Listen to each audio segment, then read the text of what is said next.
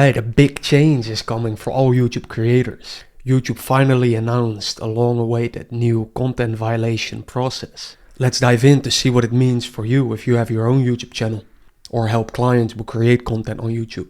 So 16 hours ago, Rob from the YouTube team wrote the following. New timestamps on yellow icon appeals.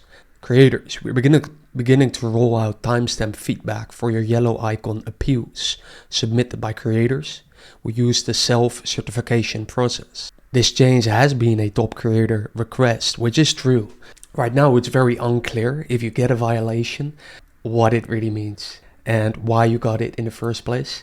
Which basically means you can very likely make the same mistake over and over again, which is of course not what you want. You don't want to violate any policies. But of course, for YouTube, they have so many creators, so much content created on the platform that they never had many humans, many employees in their team to check all the content. Therefore, they can never be that specific because they just lack human manpower to review everything. So what I think they did, I think they started to use AI for this process themselves internally, although they don't mention that. But this is great for us.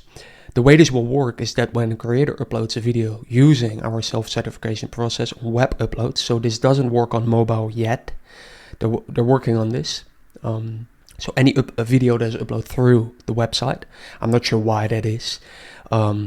Maybe it's the seriousness of the people who upload through web instead of mobile. I'm not sure why they focus only on web uploads. After all, it's just a video, so let me know if you have ideas why they do that.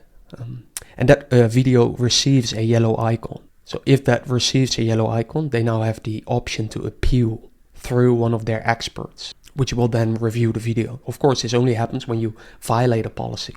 So this is how that will look like. You will now get a very specific notification on which timestamp you made the violation, the reason or the policy that you violate, and potential other info.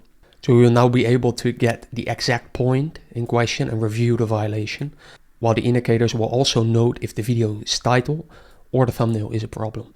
And of course, if your whole video is in violation with any policy, then they won't share any timestamps. But then at least you know that a very big part of your video is not in lines with their policies. So if that happens to you, know that it's not an error. If you don't receive any timestamps, your whole video is just a big problem in and of itself. So it has been in a pilot program, which is usual for these companies to start with, and it's now ready to be expanded to all creators. So it seems like, usually they start in the US. So I think, depends on the country you're in, but soon this will be available, if not already, in your account whenever you receive a violation.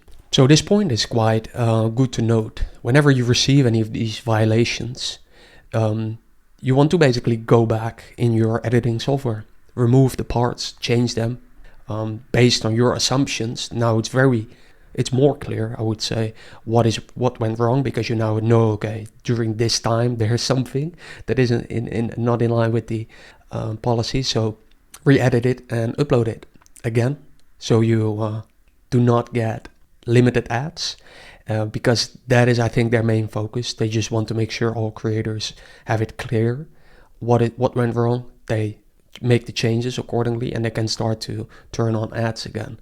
So if you're a small creator who doesn't have 1,000 subscribers yet, is not monetized yet, then this is still very helpful, maybe even more helpful, because smaller creators maybe make more violations to the policy because they're more desperate maybe to get monetized. So they try to do whatever they can.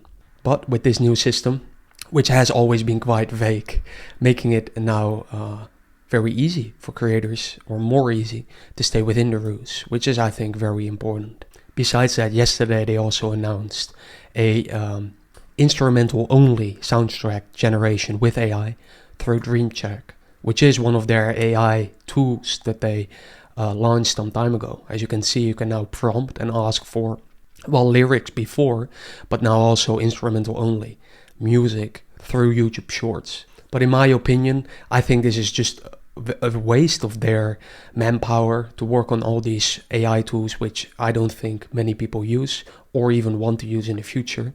But maybe I'm wrong. There work a lot of smart people at Google. But I don't think it is a good choice that they now start to focus more on shorts like TikTok, the TikTokification of of videos in general. I can't find the video anymore, but I watched a video a few days ago from a big creator who mentioned that indeed the YouTube search function is getting worse than it has ever been, at least in his opinion. And I agree with it, because whenever you search something on YouTube, you start to see much more unrelated content, as you can see. I just type in YouTube search, and in this case, they will start to mention a lot of shorts. I don't know why they show this. I never watched these kind of videos. Try it out for yourself on YouTube. But it's very obvious that they try to push YouTube shorts much more, which is clear by all the tools they now start to implement and focus on. It's very obvious they focus on YouTube shorts a lot. And they maybe have very obvious reasons. You know, they're a commercial company. Maybe they see that is actually great for the profits. I'm not sure. In my opinion, YouTube long form is still the best thing to focus on as a creator. But if you are creating shorts, mainly through mobile, and you like to make use of the new features, which sometimes helps by trying out these new features whenever they are available to you, YouTube likes to test with these, and they push out sometimes the content, the creators that use these tools, so they can get some data back. So it is definitely not bad to try this out for yourself. And in this case, their new feature, which they launched yesterday, which is instrumental only, AI generated background music for your shorts. And that's it for today. You know what to do to stay on top of all the social media news and to follow my creator journey. And only the serious person may check the show notes. Talk soon.